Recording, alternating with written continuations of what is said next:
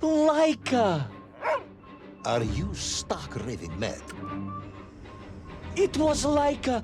I am sure of it. That spirited little dog saved me. Laika saved you in her little space machine. I believe the correct term is capsule, General. Don't push your luck any further, Ivan Ivanovich. I fear it might snap. Oh, my apologies, General. In my excitement to explain what I discovered on the far side of the Metagalacticus Interiors, I got carried away. And it happened like this.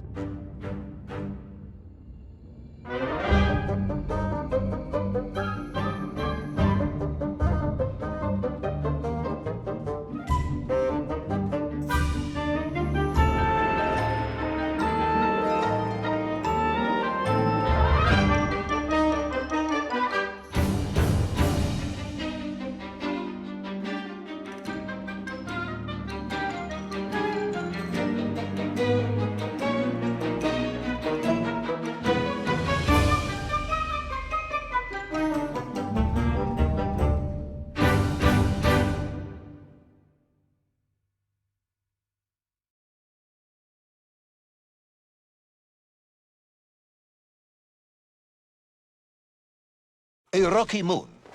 At the center of the Earth. The source of all creation, General. A place where time flowed like rivers, and boulders of raw matter rained like comets upon the cratered rock. Another miraculous escape from death.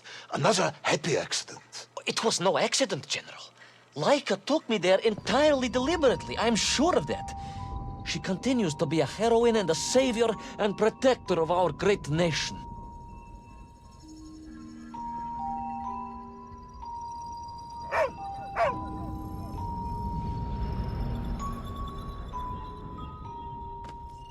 Laika died in orbit. No, General, she did not. She's very much alive and happy, and currently living several miles below our feet. Laika is dead, Ivan. She most certainly is not, General. This is the real world, Tovarish. A world where you did not go to the center of the Earth, and Laika died in orbit. In my world, General, Laika is still alive. A better world, some may argue. Very well. I will live in your world for a while longer, but time is running out. Ah, yes, time, General. I was just coming to that.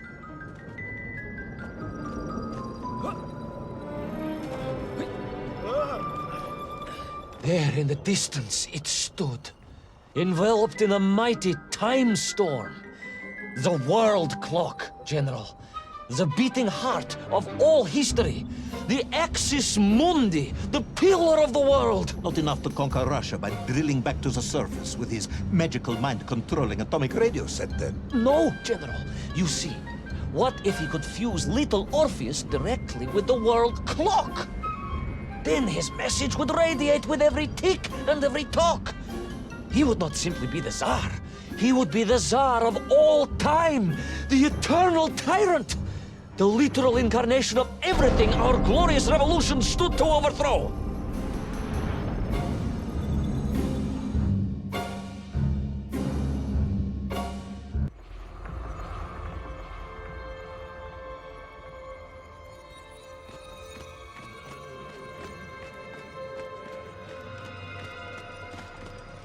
Sonikiv! Uncanny, General. But it was somehow different. I felt no cold. The waves were motionless. Indeed, it was as if I had stepped free of those rivers of time and stood on entirely motionless ground. And there in the distance, What? debris from Tsarya and tall slave mines had washed up here, almost as if I were meant to find it. And there, amongst it, the winking of steel led me to a blasting cap, and a plan began to form.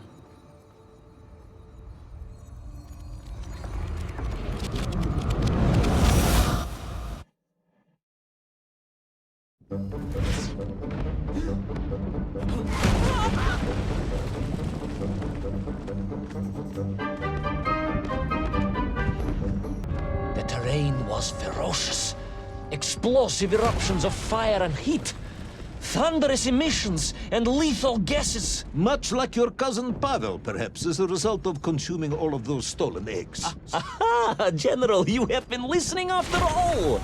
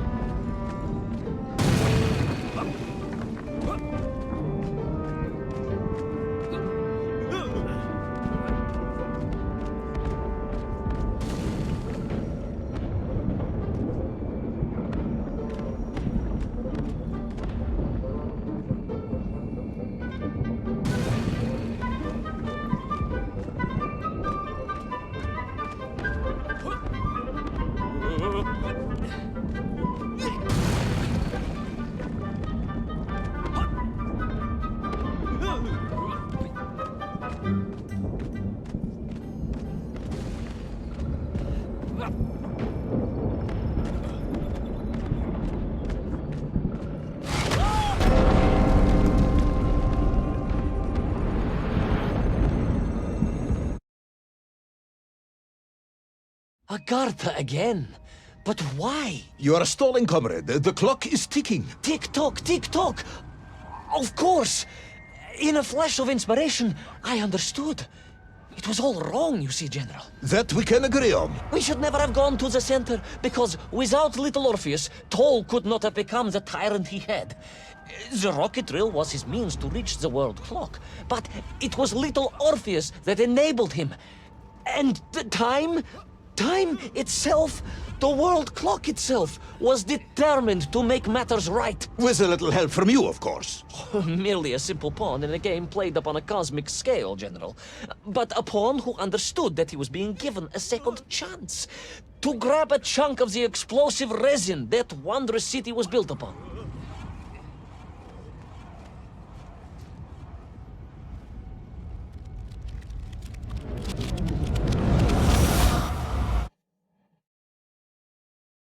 And I was back. The mighty river of time roared past me, carrying the weight of the whole of history with it. Even for you, this is a stretch. Our time is almost up. I have to submit my report within the hour. Time, General. Time was nearly up indeed. That ancient and magical river that carried me along was surely moving inevitably towards some kind of end.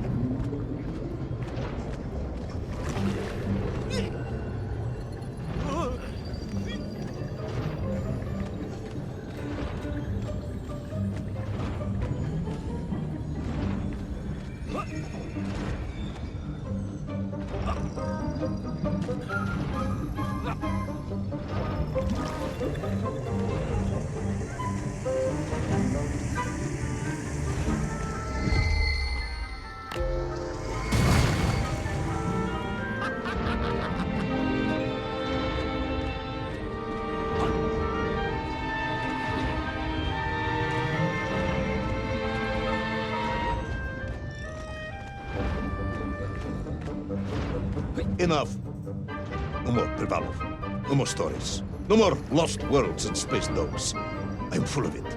It is nearly midnight, and you have not given me the adequate explanation for the whereabouts of little Orpheus and the atomic bomb. But, General, I am about to tell you what happened when I finally caught up with the villain Toll. I do not care, Tavarish. I simply do not care.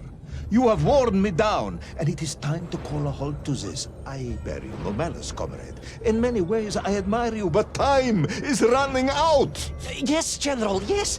Time. Time. Because it was time itself that suddenly appeared to be on my side.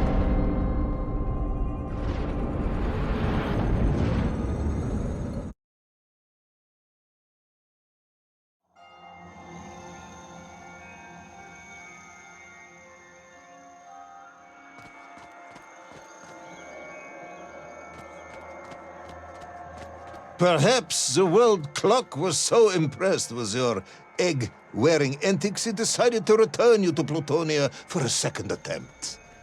I would strongly suggest you cut to the chase. The chase, yes. The pursuit of Toll and little Orpheus. I stood there with the resin fragment in one hand and the blasting cap in the other, and then, just like that, a clock began to ring. The world clock? No, General, an alarm clock. My Slava alarm clock, in fact, given to me by Auntie Marsha. The one who married the beef investigator. The very same. And the moment I saw that clock, I knew what I had to do.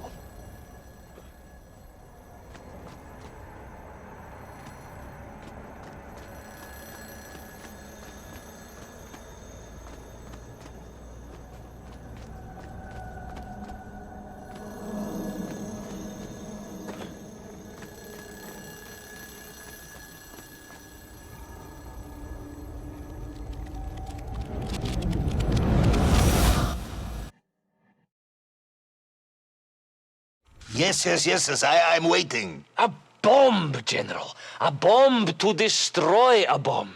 So, you decided to build a bomb, eh? A bomb to destroy little Orpheus. It was a simple plan, really, General. Yes, you are very fond of your simple plans.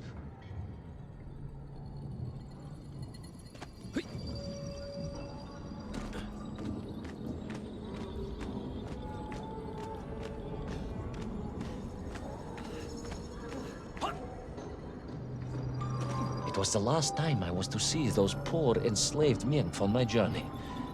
As they scurried in agitation around the base of the rocket drill, now a dreadful weapon of war in the hands of a madman, I was reminded of my mother. Your mother looked like a nymph? That is extremely disrespectful, comrade. No, I meant I was raised by my mother from an early age, of course. My childhood memories of my father were all too brief. You are rambling, Comrade Privalov. Time is running out. Dieni Rezinovi.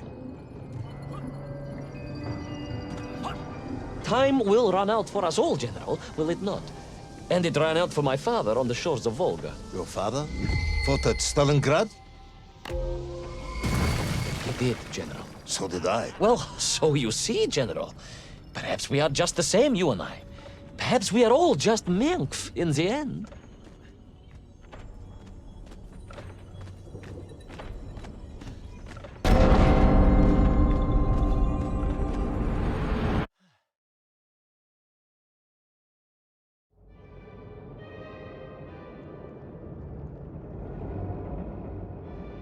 What possible use in the construction of a bomb could be found in the belly of a giant whale?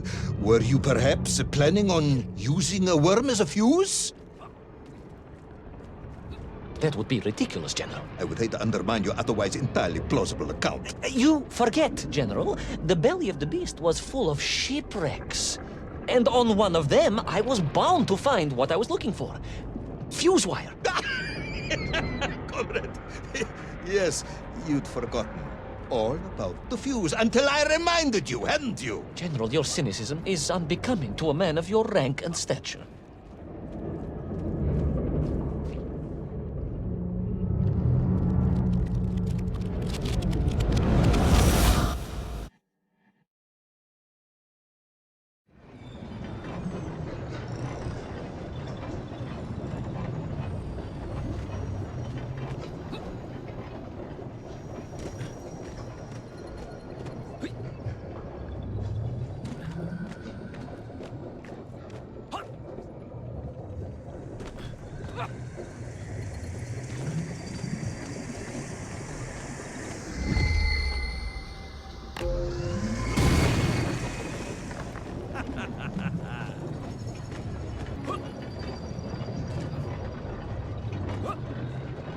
clock was now ticking, General. Literally. I was surrounded by time, immersed in it, floating along a river of it on a raft made of history, seeking the next moment of opportunity to hurtle backwards amongst those lost worlds. I am a patient man, Tavarish. I lost 3 toes in the winter outside Sharkovskaya in 42. A drunken dentist removed 2 frostbitten toes and 1 perfectly healthy one. You may therefore consider me a man blessed with an uncommon level of endurance for discomfort. I hate visiting the dentist. My uncle Vanya was a dentist, and he was a deeply strange man, notwithstanding the love he felt for his pigs. Is what? He was a pig dentist, General. He always claimed that the human mouth presented an insufficient challenge. Let me challenge you, comrade. You will tell me what happened to little Orpheus. My patience is exhausted. I am done. But we are nearly there, General. The world clock was shortly to strike again and transport me... Well, who could guess where?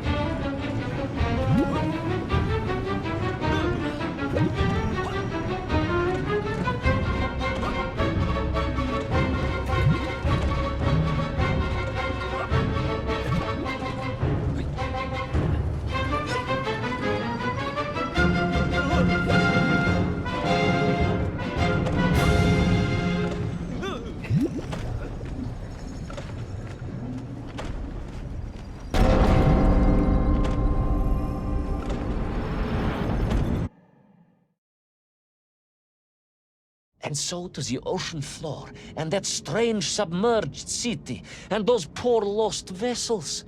To find a shell case to hold all of my scavenged ingredients, the last piece I needed to construct my bomb. Ah, yes, I have been waiting for this. General? Time, Ivan Ivanovich.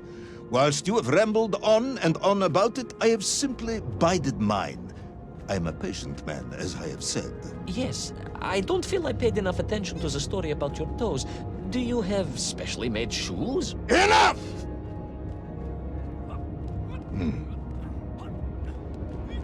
Now I have your full attention. Indulge me, Tavarish. Explain to me how you made this bomb. General? Your bomb, comrade, that you so brilliantly constructed to destroy little Orpheus. Tell me how you made it.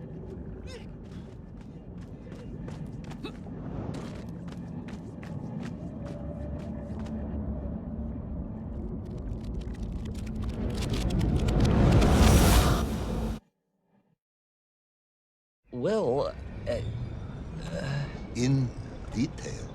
The type of detail that should present no problem to a man who is actually capable of building a bomb, which I suspect would be an entirely different man to one who cheated on his entrance exams for the cosmonaut program.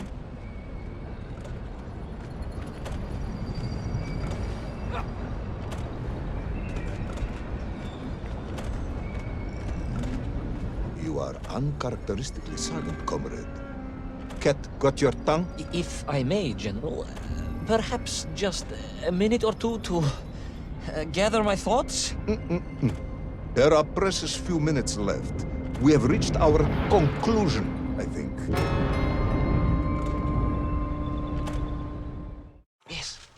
Yes, we have, General.